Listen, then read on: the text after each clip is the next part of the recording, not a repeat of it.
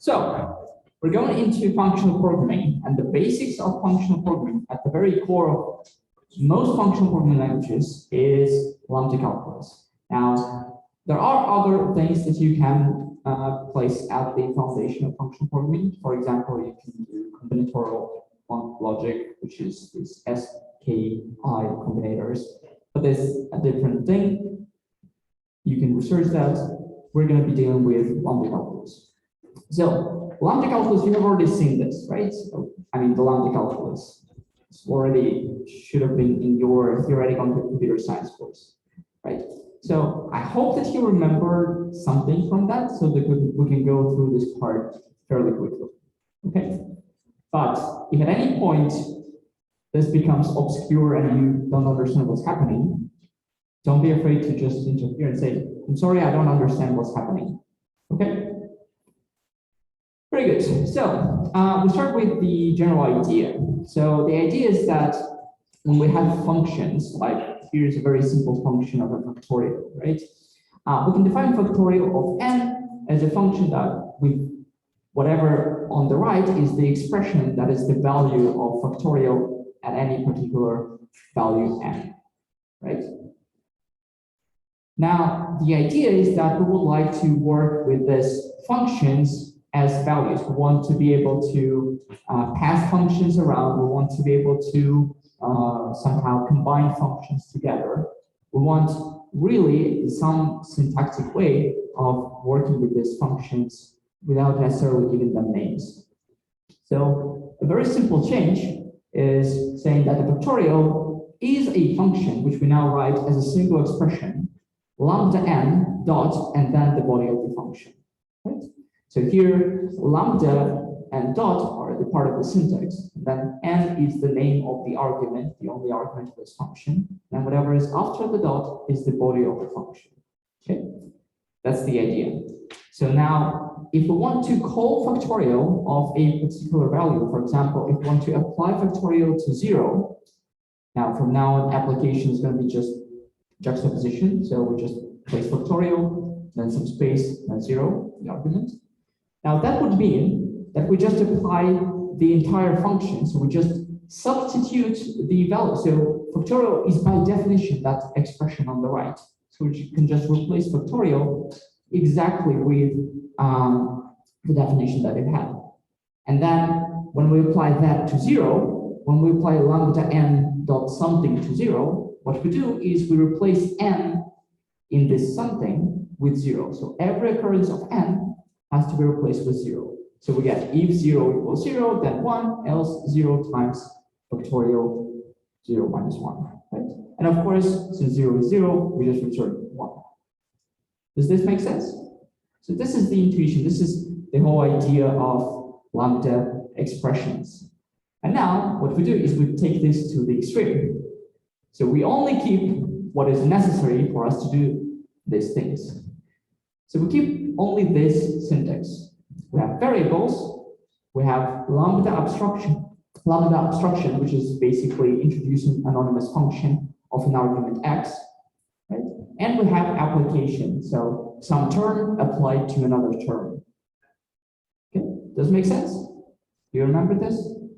Okay, very good. Now, I want to emphasize a little bit some of the conventions that we use, because you might have forgotten again how we did this. So if we have a term consisting of 3 subterms, S, T, U, and they're just juxtaposed next to each other, then we read this the same as S applied to T, and then the whole result applied to U. Okay. So whenever we have a function applied to several arguments, we'll basically apply this function to the first argument, then the result is applied to the second, then the whole thing is applied to the third. Okay.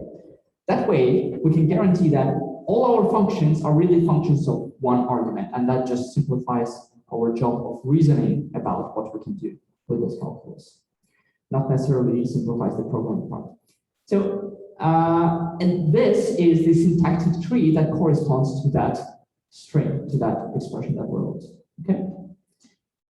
Now, S, T, and U here, what I wrote there, are meta variables, which means that we can place any term instead of s, any term instead of t, any term instead of u, right? And so we are going to be using these lambda terms, and sometimes s, t, u will be meta variables, meaning that they just stand for some term, right? And sometimes there will be actual variables in an actual lambda term. Well, for variables, we will typically use things like a, b, c, or x, y, z. S, T, U are typically reserved for meta variables of terms, but stuff happens. Question. Yeah. Isn't the ideal case where application is associated? No. No, because you cannot make application associative, because imagine that your function, so you have s, t, and u. Imagine that s is sum of two numbers, is a function that computes the sum of two numbers, right? You can define this. Yeah, I don't think that the online audience can see this, but let me just write it like this. You can write it like lambda x, this is the first number, dot lambda y, this is the second number, dot, and then x plus y. Well, x plus y can be some term, but this is the idea, right? This is how you represent your function. Then you apply this to numbers like 2 and 3, right? Now, if you place parentheses like this, right, then you just substitute 2 for x, and then you will be substituting 3 for y, and you will compute 2 plus 3. If, however, you put parentheses the other way, you put it like this, then you will be applying 2, which is not a function, to 3. Okay? And this would not make sense, at least in a lambda calculus extended with numbers. Does it make sense? So the application is not associative. It is, well, in this case, it's what's called left associative. So the parentheses are always placed on the left. Okay, very good. So another example. Here we have a term, which is a lambda term, lambda x, lambda y, dot x, y, x. Now, another, again, convention that's commonly accepted is that whenever you have dot, everything to the right until the end of the string or some closing parentheses, right, is the body of the lambda term. So this term on the left is exactly the same as the one which you can see on the right, and here's the corresponding syntax tree. Just take a second to verify that you're understanding how you parse this corresponds to how it's supposed to be.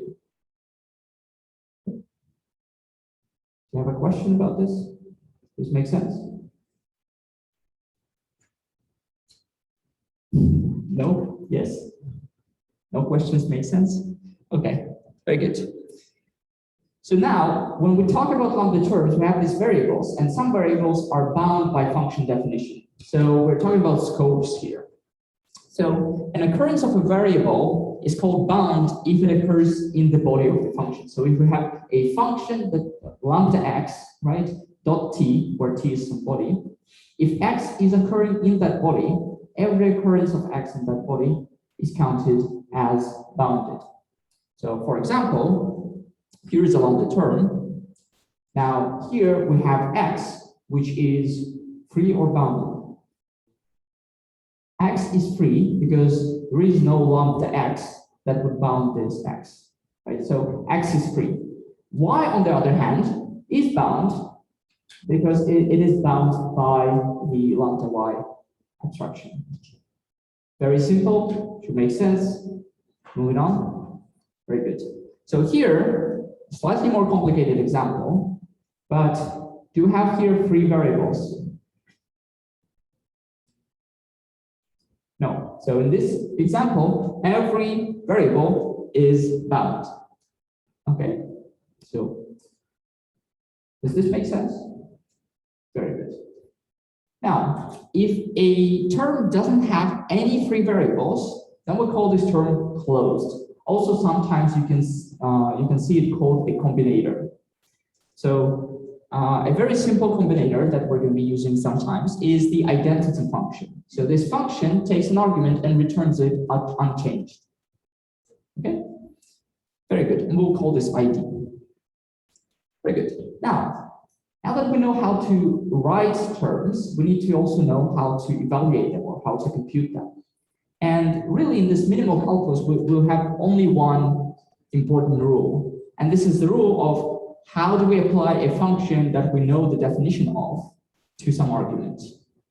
So if we have lambda x dot t, it means that, well, we have the actual definition of a function, right? So we know what should happen if we apply it to a particular argument. And then we apply it to an argument u. So the result of that is the body of the function where we replace every free occurrence of x with u. Okay? Does it make sense? This is, you just replace every x in t with u. Now, why do we say we want to only replace free occurrences? Because if x is occurring but is bound, or we'll see an example, and we would not want to replace that. So here we need to, again, replace every free occurrence of x in term t with term u. That's the notation. So here's an example. So above is the general rule, and below is an example. And now again, above we have meta variables x, t, and u, and below we have actual syntax, concrete syntax for lambda x dot x. This is our function, and we apply it to a variable y. Now, what should be the result of this function? Well, according to the rule, we should take the body of the function, which is just x, and replace every occurrence of x with y. Does it make sense? Very easy. The result is y. Now, here's a more complicated example. Yeah.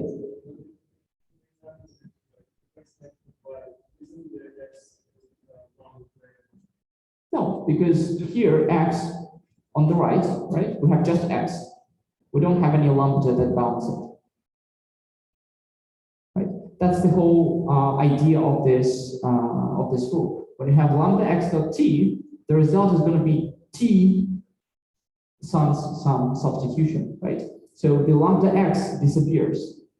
You go straight into the body of the function, and now this x becomes free. So this is another example. Now here again, you have this blue, hopefully it's visible. Can you see it?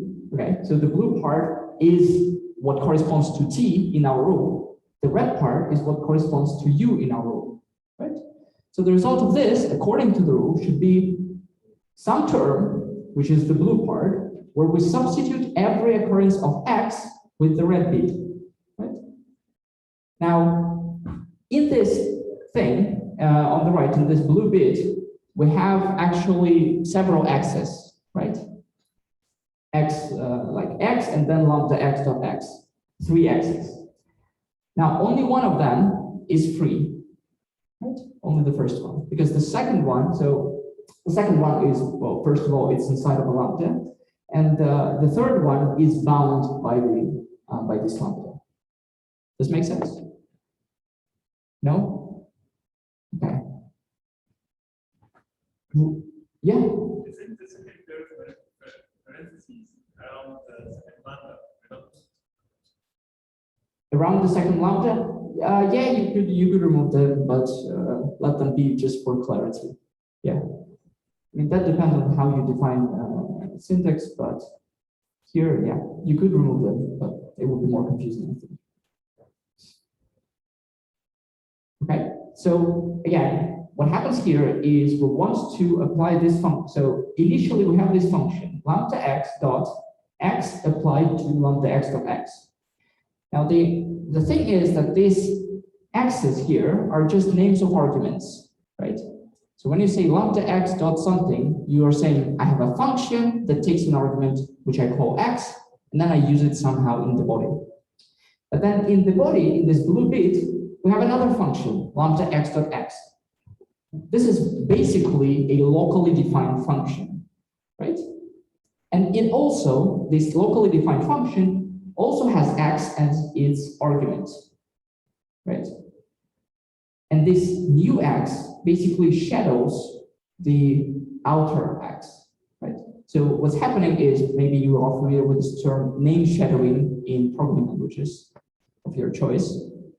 So if you define a local function that uses a argument name that is available in outer scope, you no longer see this outer x, you only see the local one. Does this make sense? Seems like not everybody understands that. Maybe there's a particular question that you have. Okay, so we need to replace x. So x with the UR, right? Now, the first x here, we can replace, it's a pre-occurrence. The third x is bound, it's bound by the lambda. So it's basically, the third x is basically a reference to the x that is bound by this local function, not by the outer one. That's why we're not replacing it. So we're only replacing this one x, and the result is this, okay? Okay, I hope that made sense. Let's move to reduction strategies. Now, we have just seen that if we have lambda x dot t applied to u, we can reduce it. Now, the thing is, this bit, it's called a regex because we can reduce it. This regex can appear multiple times in a term. So whenever you have a lambda term, a lambda expression, you can start computing it from different sides or from different parts. For example, in this term, and remember that ID is just short for lambda x dot x, or lambda z dot z, or whatever. The name of the bound variable does not matter. So it's just an identity function. Now, when we have ID applied to z, it is essentially a term of the form lambda x dot something applied to something. So we could reduce it, right? In fact, in this term, we have three possible redexes. They're all underlined, okay? So each of these redexes is a subterm of the form lambda x something applied to something. Does it make sense? Yes? What's the definition of regex? So a regex is just something that's on the top of, on the left. Sorry. Yeah, the left bit in the rule. So whatever fits this pattern is a regex. Okay. Regex means that we can reduce this part. Okay, so these are the redexes. Remember that each ID is lambda x dot x. Now, when we have several candidates of what we can reduce, well, this sort of leaves us with a choice. Well, how do we exactly approach computing this? Now, it turns out that it might affect the result that we get sometimes, or at least it might affect whether we get the result or not, or we terminate or not for some terms. But now there are several common reduction strategies. One is called full band reduction, and in this reduction, we don't care which regex you compute first, you just compute until there are no more redexes. So for example, we can start with the innermost IDZ, compute that, then compute the regex that is the entire term, and then again compute the regex that is the entire term, and arrive at lambda z dot z. Okay. Does it make sense? Okay, just take a second to verify that it makes sense for you. So in full band reduction, you can do whatever you want. The actual order is not specified. Now we go to another one, which is called normal order evaluation strategy. In this one, we always compute the leftmost outermost regex first, which means that whatever outermost, meaning that it's not embedded into something, right? And then out of those, we take the leftmost. So here, the leftmost, outermost regex at the beginning is the entire term. At the second step, again, the entire term. At the last step, we only have one regex, so we choose that one. Does it make sense? Now, normal order evaluation strategy is interesting because if you follow this strategy, if you have a term, which is essentially a program, that terminates, this strategy guarantees that you will find, well, the value of this. If there is any sequence of reductions that leads to a term that terminates, this strategy will find that sequence. Okay, so call by name is similar to what we had before, with one exception. We do not compute anything under Lambda abstraction. What that means is you do not compute anything inside of a body of a function, right? So imagine that you have a function like lambda x dot 2 plus 2, right? Now this you could compute to 4, right? This is something that you could do, but in general, in your favorite programming language, this does not happen. Your Python or Java or whatever maybe they will optimize this if you turn optimizations on, right? But in general, no computation happens inside of the body of a function. Only when you apply this to a particular term, then it can be like the argument here is discarded and you just compute 2 plus 2. But before you apply this, you do not compute the result. So call by name does exactly like normal, yeah? How to write functions without arguments? There is no such thing. There is always one argument in lambda calculus. So in lambda calculus, every function has exactly one argument. Okay, very good. And then the last but not least is call by value. Now, this is the evaluation strategy that is used the most in your favorite programming languages. And this evaluation strategy is, again, it computes the outermost thing, but it computes the function, it computes the application of a function only if you have already computed the arguments to that function. Does it make sense? So in normal order evaluation, let's see again before.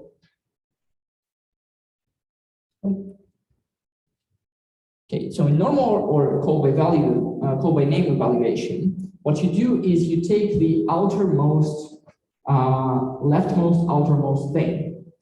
Now, here we have identity applied to some term, right? So the function is identity, and the argument is this identity applied to something. In call by name and call by need or normal order evaluation, you just do the usual, you just apply the reduction rule that we have learned. But in most programming languages, that's not how computation happens.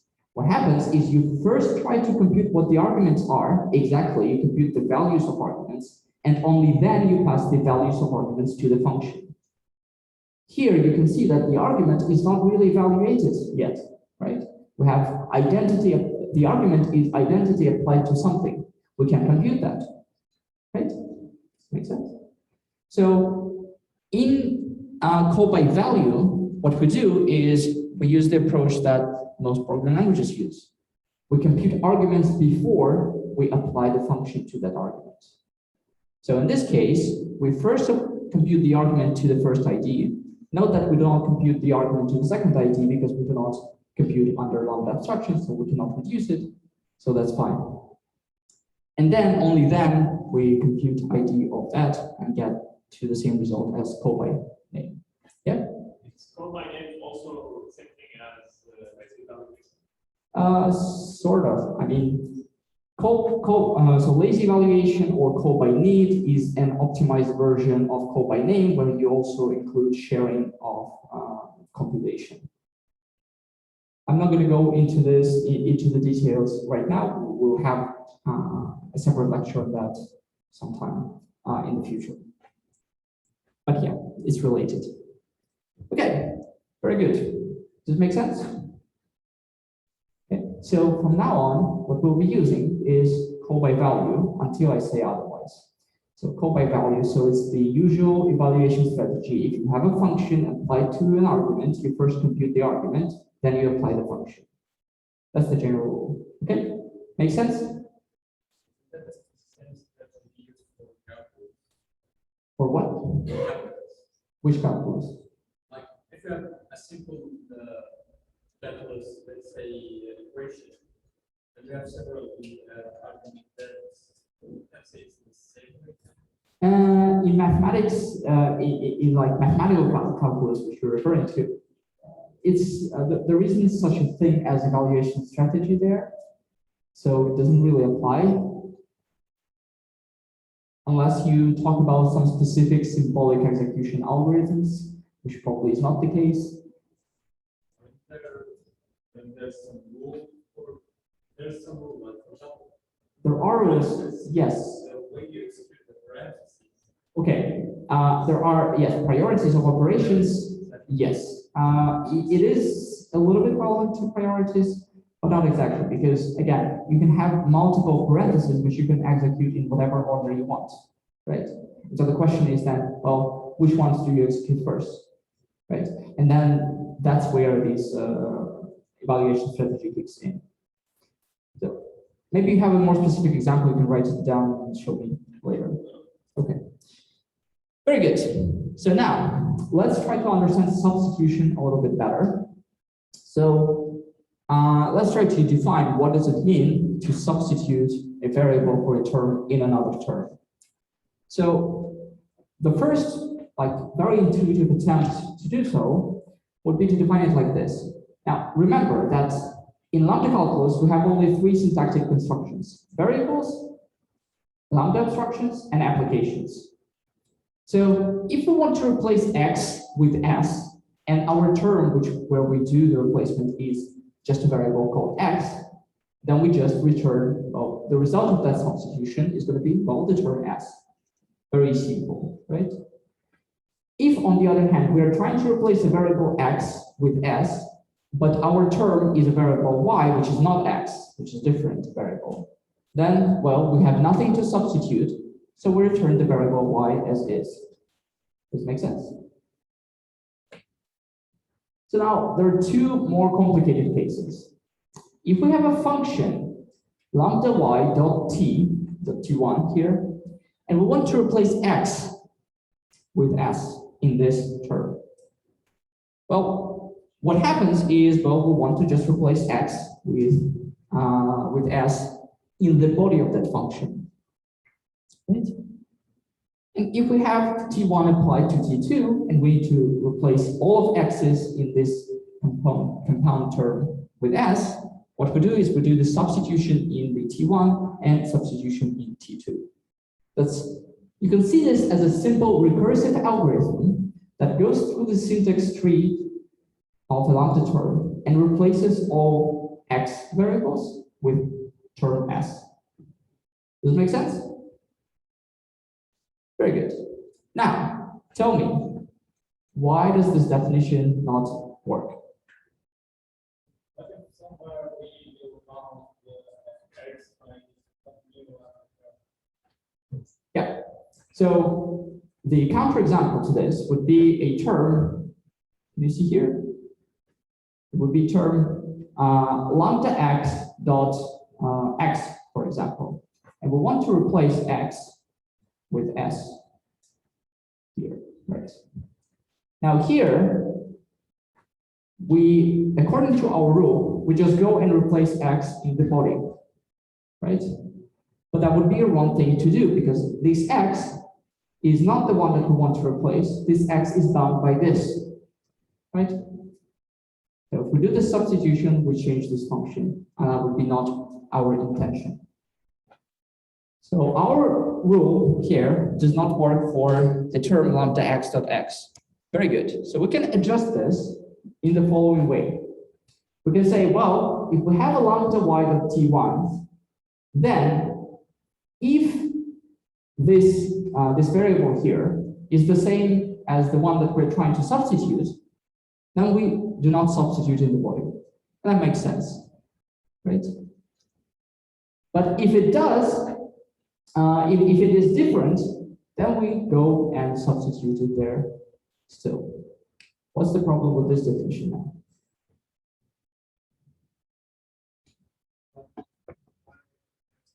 still even if we are equal to values. Where maybe? So when we say y is equal to x, we mean that the names of variables are the same. So we're not asking whether their values are the same. In fact, there is no such thing as a value or a variable.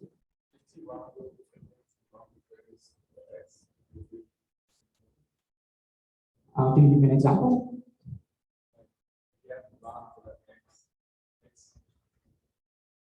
So in this example, when we do this, then what happens?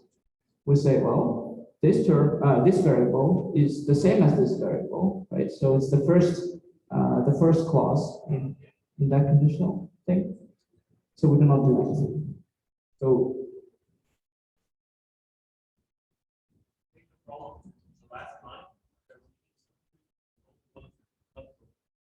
no, the last line is actually fine. You need substitution in both of them. So imagine that you have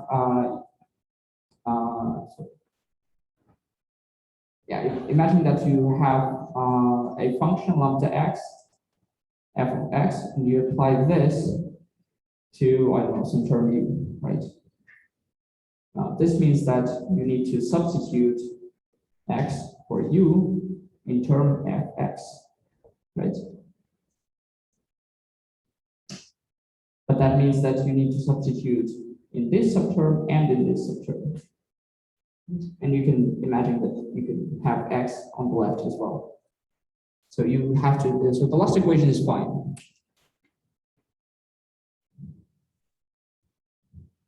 So this is a little bit tricky, perhaps, but what can happen is imagine that you have x replaced with y in a term lambda 1. I'm sorry. Can you hear me? Can you show the board for online people too? Can you say that again? Can you show the board for online people too? Yeah, I can try to. It's a bit difficult.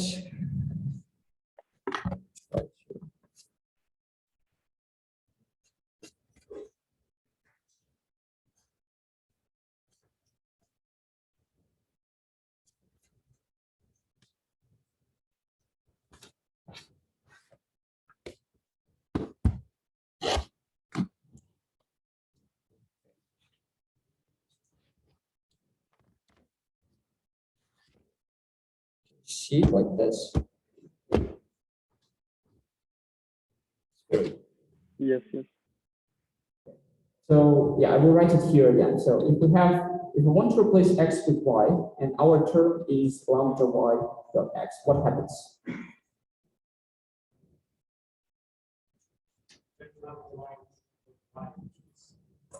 Yeah, we replace x with y, but this y that we're replacing with is some outer y, right? And here it will be captured. And instead of having a function that returns whatever this is, we'll have an identity function, which is again not what we intend to. So we have to update our rules once again, and we add one more condition to the second clause of our definition, and we say that we can perform the substitution inside only if whatever term we're substituting with does not have as its free variables the variable that is bound here. Right? So that we do not have this capture moment. This definition is still missing one thing, and specifically now that we have the same example there, this just will not work. And to fix this, what we do is we accept one more thing. It is called alpha equivalence. Now, alpha equivalence tells us, is a basically principle that tells us that the names of bound variables do not matter. We can always take a function which has an argument x, for example, and rename that argument to b. And then we replace this x with b everywhere, and it's the same function. Does it make sense? Now, this is something to sort of think about a little bit, but if we accept this, then the convention is when you have a term like this, well, you say, okay, I cannot perform substitution, so I have to rename this bound variable. So you rename this y to, for example, y prime, And then this can now be substituted, and you will get lambda y prime dot y. Right? And then you have different variables and no capture happens. Does this make sense? So very simple thing, but a very important thing. Yeah. The last one. So if we do not rename this variable, we cannot perform substitution because the result will not be correct. So our rules of substitution forbid this substitution. So instead, what we say is now we're gonna assume that we can at any moment in time, if we have inconvenient names, we can always rename bound names to whatever we want. For example, we can rename this y to I don't know, y prime or z or whatever, and then we can perform the substitution. Okay? So this is like a magic thing that we can now always do. Very good. So there is like the summary. You have like some evaluation rules. Those on the right just encompass the call by value notation. We have the syntax of Lambda calculus. The values are essentially just Lambda abstractions. Here's your homework. So today you're gonna do some exercises in Lambda calculus. Next time on Wednesday, we'll meet to discuss our first functional programming language, which is Racket. Okay? So what I want you to do is I want you to download the IDE that you will need. You will need the it would be nice if you read through the quick introduction and the Racket essentials. We're gonna do the explanation of those bits in the lecture, and you will have practice in the labs on Wednesday. So it would be nice if you could do all that, and just as a verification step, try to implement a program that renders a rainbow. Okay, very good. So now, if I can ask you for just 1 minute of your time, can you please write down on a piece of paper or in Telegram or wherever, just one bit of information that you think in this lecture was the most confusing or the most weird to you that you did not understand. Okay? And just send it to me or give it to me in the paper. Okay? Just think about the lecture, write it down, and send it to me now.